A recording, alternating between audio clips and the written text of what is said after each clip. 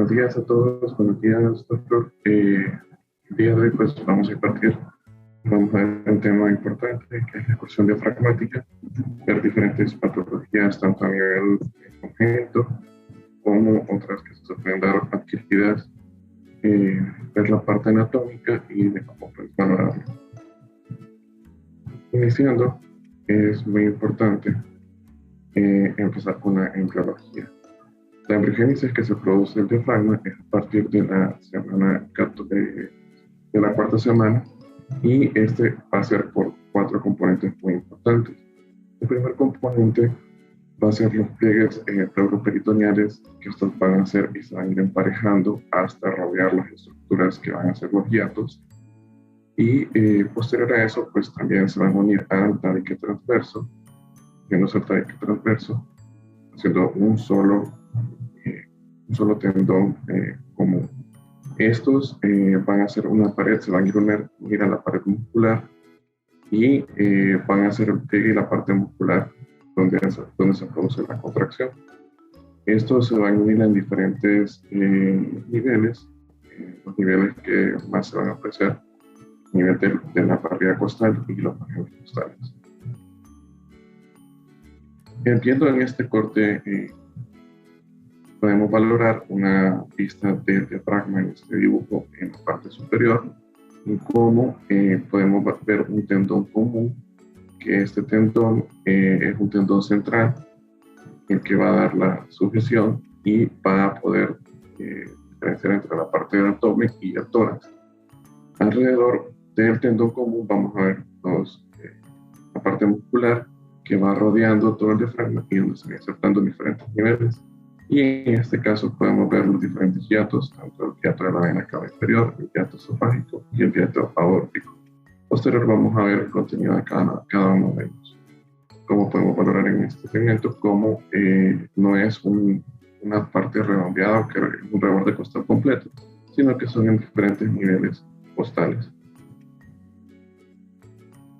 En la parte inferior del diafragma, de una vista, parte abdominal, es muy importante porque aparte de tener estas inserciones costales, también vamos a tener pilares, y que son muy importantes, ya que estos son los pilares de sujeción y que dan una parte fisiológica en relación a los contenidos de cada hiato. El hiato donde discurre la arteria aorta no es un hiato que se pueda contraer, pero el hiato esofágico sí nos puede ayudar a hacer un cierre parcial del mismo. Entonces también ayuda en la parte fisiológica normal a contener el contenido gástrico. Y el hiato de la vena cava inferior es importante debido a que en momentos de inspiración y expiración puede haber una contracción leve, pero que no tiene alguna alteración en la circulación. Como podemos ver, un pilar derecho y un pilar izquierdo, y estos pues también tienen relación con el músculo psoas y el músculo cuadrante. Ahora, de lo visto anteriormente, como podemos valorar las inserciones que va a tener el diafragma va a ser a nivel del esternón en la parte inferior, a nivel de la apófisis sifoides, en las 6 costillas inferiores y en el cartílago costal. Visto en un corte coronal en este esquema, como podemos ver que van a diferentes niveles, y en unas radiografías podemos ver esos niveles muy poco apreciables, pero sí se pueden lograr a ver, y son más vistos a nivel de una tomografía. En esta tenemos una imagen en corte sagital, en el cual podemos ver diferentes pliegues, como van decreciendo desde la parte de la cúpula hasta la parte posterior. También es muy importante valorar la parte tanto vascular como los nervios que discurren, debido a que estos discurren a través lateral al pericardio, al corazón, y vamos a tener un nervio frénico izquierdo y el frénico derecho. Estos van a dar la inervación tanto sensitiva como motora de los mismos, y esto pues se va a originar a través de los nervios espinales también, pero en su mayor contenido puede pasar por los nervios frénicos. Es muy importante diferenciar la anatomía debido a que hay patologías del mediastino que pueden comprimir o patologías que no sean neoplásicas, que tanto traumáticas que pueden llegar a lesionar el nervio y pues así pueden hacer una parálisis, como vamos a ver posteriormente. En este corte, coronal, vamos a ver, en este corte axial podemos valorar cómo en algunas ocasiones podemos determinar el nervio frénico. Y en este caso, como lo vemos, que está señalado por...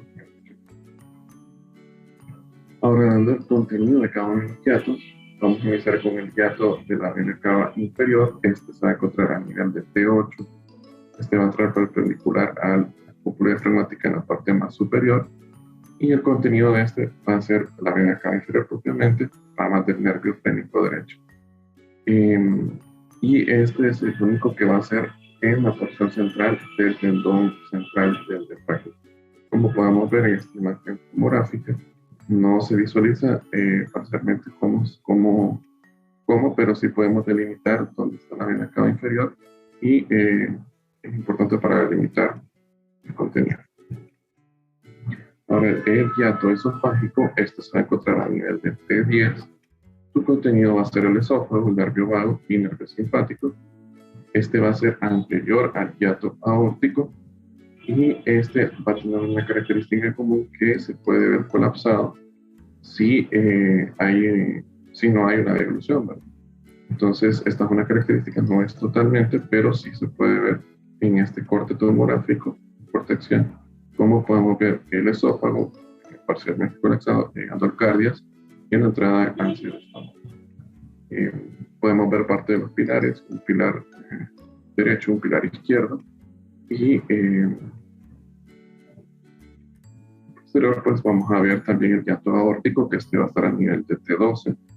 El contenido del mismo pues va a ser siempre la aorta, el contenido conducto torácico, la vena de ácidos y hemiácidos. Este va a estar redado y este va a ser rodeando los cuerpos vertebrales, rodeando la aorta. Esto no tiene un movimiento como tal, no hace una contracción al momento respiratorio porque está adherido directamente en la parte posterior. Ahora, viendo en la parte de la embriogénesis, cómo se produce la unión de la parte diafragmática, es muy importante, es determinar cuándo hay un defecto de los tabiques transversos.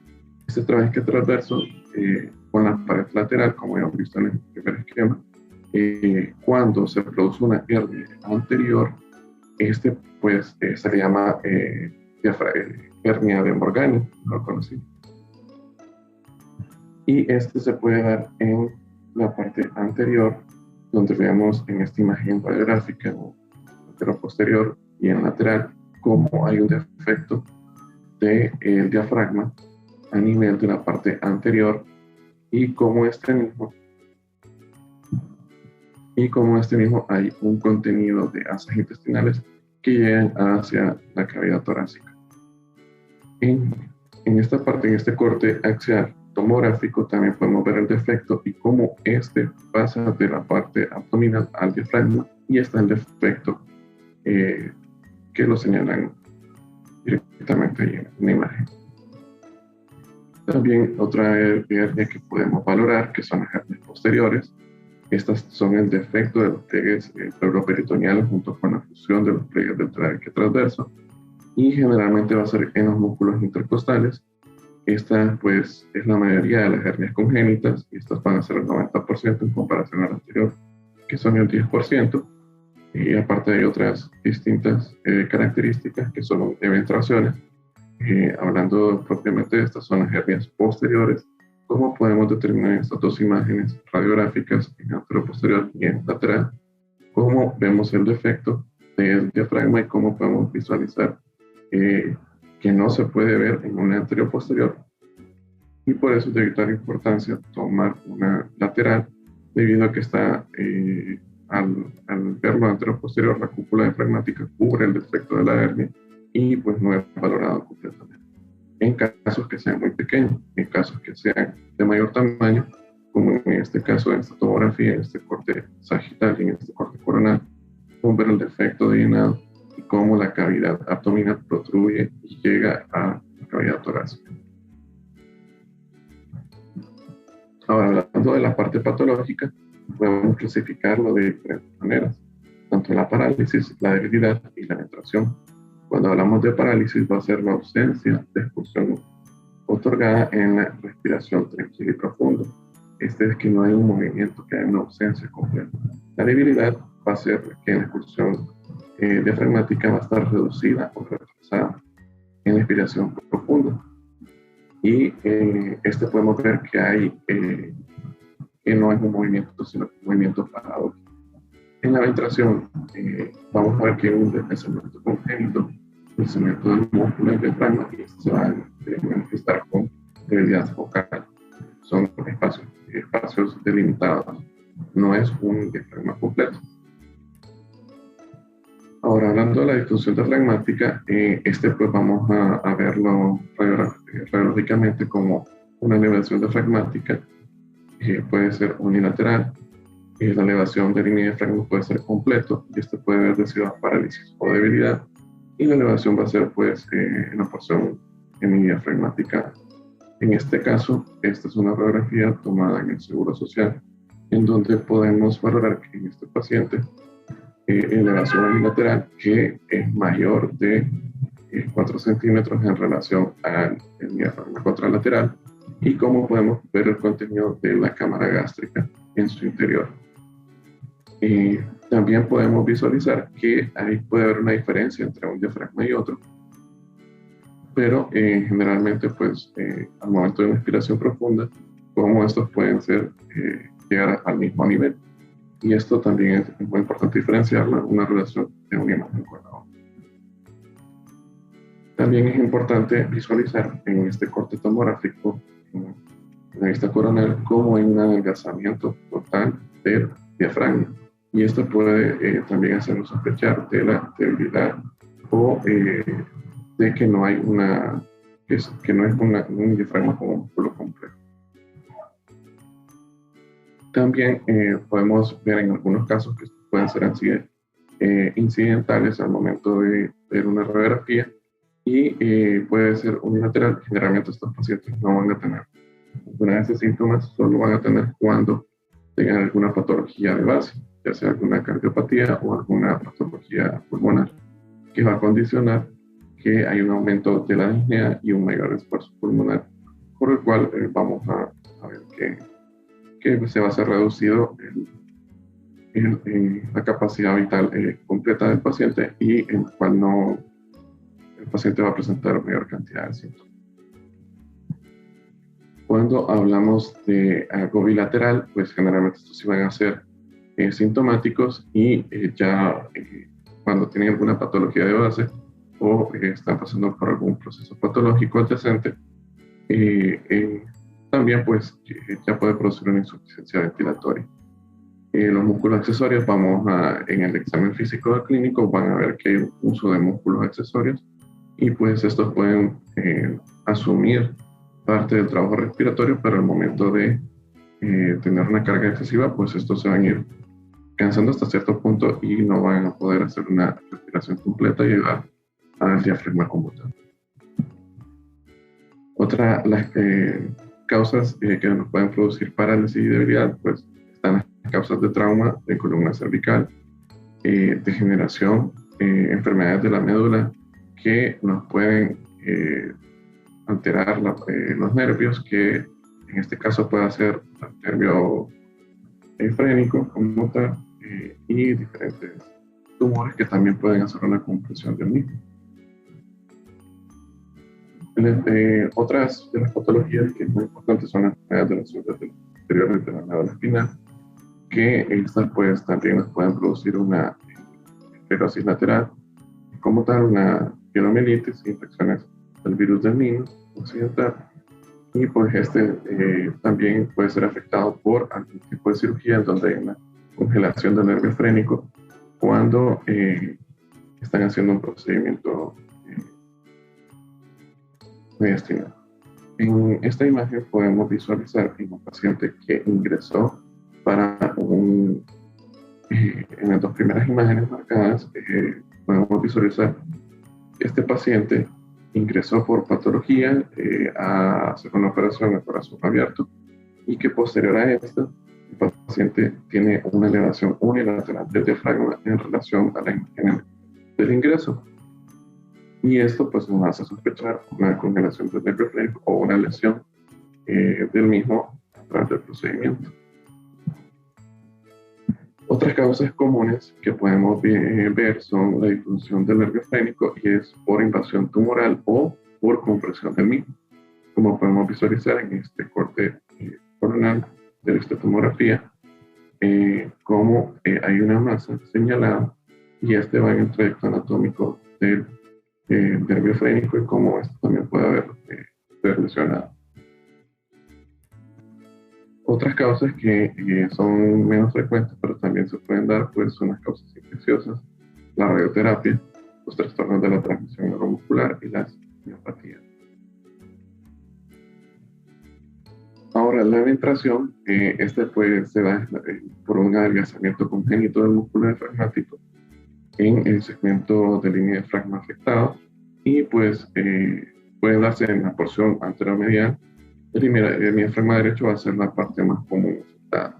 Y como podemos ver en esta imagen anatómica, cómo hay un ligero adelgazamiento y cómo el pliegue se visualiza de un lado hacia el otro, y cómo podemos visualizar parte de las vísceras abdominales a través del contenido. En esta imagen radiográfica podemos ver la elevación unilateral del diafragma derecho y en relación a su contralateral, esto se tiene que medir, como vamos a ver en esquemas posteriores. La ventración, como valoramos, es muy importante siempre hacer las dos placas, tanto lateral como anteroposterior, y como vemos que es un segmento, no es el diafragma completo, sino que es un segmento del diafragma.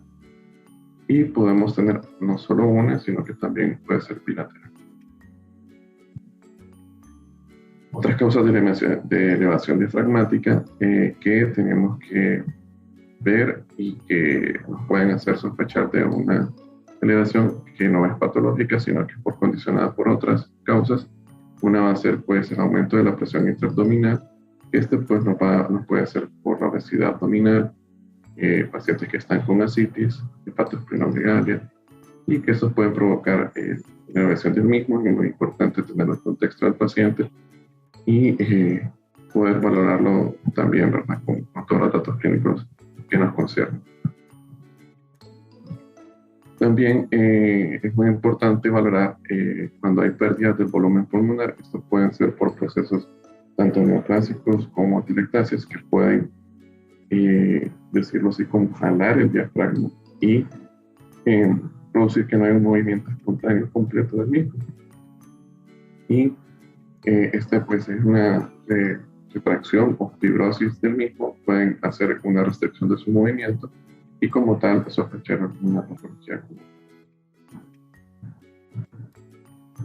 También otra de las características que nos pueden dar una elevación diafragmática que no es propiamente el diafragma va a ser el engrosamiento pleural del diafragma.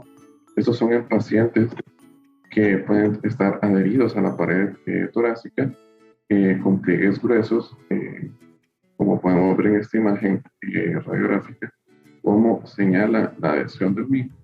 Y pues vamos a ver un contorno diafragmático irregular y anormal. El anclaje del mismo, pues, generalmente también pueden ser en procesos donde fueron postquirúrgicos y que hubiera una resección parcial del pulmón. Otra de las patologías que nos pueden hacer es cuando hay un derrame pleural. Generalmente hay un derramamiento de los ángulos diafragmáticos, pero cuando no son tan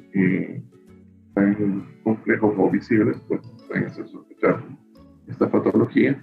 Y como podemos visualizarlo en estas dos imágenes, la primera una imagen radiográfica, pero posterior, como hay una elevación del mismo y que al momento de hacer la tomografía podemos ver que se correlacionamos con el pleural derecho. Ahora, ¿qué prueba vamos a utilizar para poder valorar el diafragma? Es muy importante que prueba que se ha estudiado y que ha sido de mayor beneficio porque es una prueba dinámica en la cual podemos ver el movimiento. Es por la parte de fluoroscopía, es una prueba olfato fluoroscópico en el cual vamos a evaluar la función dinámica del diafragma y cómo vemos el movimiento. Para poder decir que un diafragma está alterado su movimiento, tenemos que saber cuánto es el movimiento normal. El punto más alto anterior del diafragma va a ser hasta el sexto o séptimo espacio intercostal. Y vamos a ver una diferencia entre la cúpula diafragmática derecha y la izquierda de 2 centímetros. Esto puede variar dependiendo de los años de la persona y la contextura también, pero en promedio son 2 centímetros. La distancia que va a recorrer cada diafragma en una respiración normal va a ser de 1 centímetro, y cuando hay una inspiración o expiración profunda puede ser de 4 centímetros. Cuando vemos mayores de estos, pues vamos a pensar y tener la sospecha, o cuando hay disminución de su movimiento en correlación al contralateral. Al realizar esta maniobra, pues vamos a hacer una imagen delimitando cuál es el diafragma más superior y pidiéndole al paciente que pueda explicándole primero, haciendo un ejercicio con él, de cómo hacer esa respiración profunda y cómo lo vamos a estudiar, en qué momento va a hacer esa inhalación profunda y en qué momento nos va a servir a nosotros para poder tomar las imágenes correctas, debido a que si no son así, pues podemos hacer una mala interpretación del estudio. Vamos a poner una imagen, una línea imaginaria en la parte superior del diafragma afectado o que tengamos la sospecha, y cómo vamos en 3 ciclos respiratorios, cómo vamos a tomarlos y valorar el movimiento de inspiración y expiración profunda, y lo vamos a medir en su punto máximo más alto y en su punto mínimo, y de ahí vamos a tomar la diferencia en relación al contralateral. Como les había dicho en la diapositiva anterior, pues tenemos que tener muy importante los niveles en cuales puede ser una inspiración profunda correcta, y cuando estos son mayores del mismo, o cuando vemos una parálisis o un movimiento paradójico, pues sospechar el mismo. Y los ejercicios normales vamos a ver la parálisis del diafragma, expulsión retrograda ausente o el movimiento paradójico. Otras de los medios de imagen que podemos utilizar, pues nos va a dar otro tipo de características. También es algo que podemos ser portátil, que podemos hacerlo al pie de cama del paciente, pero que no podemos valorar como tal todo el diafragma como tal, sino por segmentos. Entonces esta es la diferencia con la fluoroscopía, y no es que sea un método que esté mal, sino que tiene diferentes características.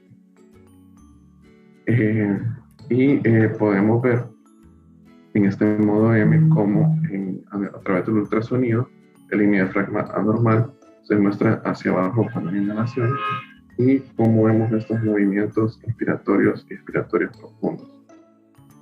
Y pues en el diafragma paralizado, pues no vamos a ver estos movimientos, vemos una línea totalmente que no es móvil en relación a su contralateral. Entonces esta es una imagen normal en la cual vemos movimientos normales, y esta es una patología. Bueno, esta es la presentación que tenía para el día de hoy. Este artículo pues nos muestra varias de las partes de la función y anatomía y las patologías como tal, y estoy pues, pendiente de cualquier pregunta o algo adicional. Estamos aquí.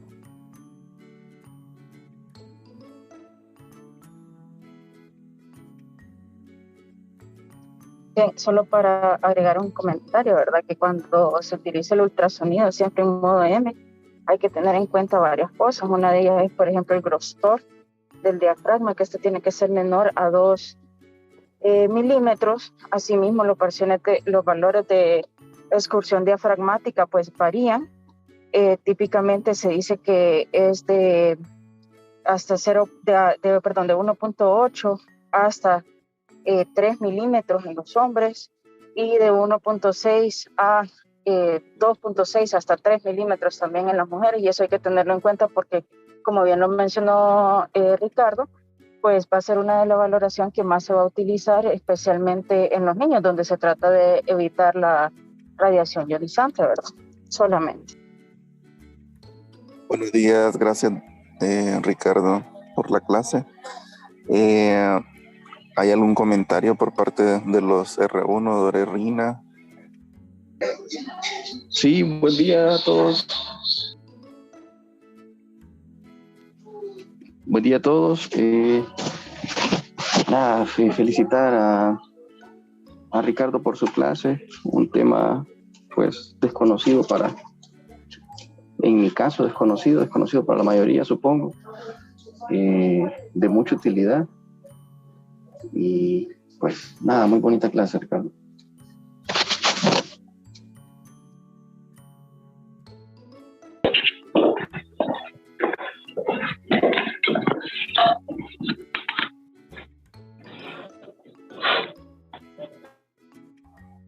¿Algún comentario por parte de los R2? Wilma, vi que activó el micrófono. ¿Quiere mencionar algo? No, igual felicitar a Ricardo, muy buena clase. Ahí podemos ver todo lo que se puede evaluar, tanto por fluoroscopía y también por el ultrasonido. Creo que hay una fórmula acerca de lo que mencionó Denise, que sí se debe de medir el grosor al final de la inspiración del diafragma y ese se resta por el grosor, creo que también al final de la expiración, en cuanto hablando del diafragma, y luego se divide por ese grosor al final de la expiración y se multiplica por 100, y este debe de dar menor a 20%. Entonces, solo para recordar que también hay fórmulas que nos pueden dar unos valores que nos ayuden, ¿verdad?, al diagnóstico en cuanto a la disfunción diafragmática. Solamente eso. Felicidades, Ricardo. ¿Algún comentario por parte de los R3? Hola, buenos días. Desde el principio, este es un tema que nos consultan ocasionalmente en el hospital de la escuela, pero nosotros a veces conocemos muy poco o no conocemos este tema. Es por eso que nos hemos esforzado en ir leyendo literatura desde el año pasado con los compañeros para poder afrontar de mejor manera estas solicitudes. Sin embargo, es importante conocer que muchos de los estudios que se realizaron en pacientes son en pacientes con alteración del estado neurológico, y que cuando nos soliciten este tipo de estudio, el paciente idealmente no debería estar conectado a un sistema de ventilación mecánica. ¿Por qué? Porque lo que buscamos es valorar la función autóctona del paciente, no la función que está realizando el ventilador mecánico. Entonces, siempre tener en cuenta y a la mano ese tipo de conocimiento, saber exactamente dónde hacer la medición de la movilidad diafragmática por ultrasonido, y además de eso, tener en cuenta la técnica por fluoroscopía.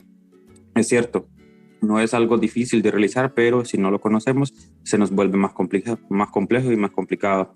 Y este artículo, la verdad es que es bastante completo y habla de muchas otras patologías que se pueden identificar en la patología de diafragma. Así que muchísimas gracias, Ricardo. Sí, así como lo mencionó Henry, este es un tema que muchas veces se pasa por alto al momento de hacer los análisis.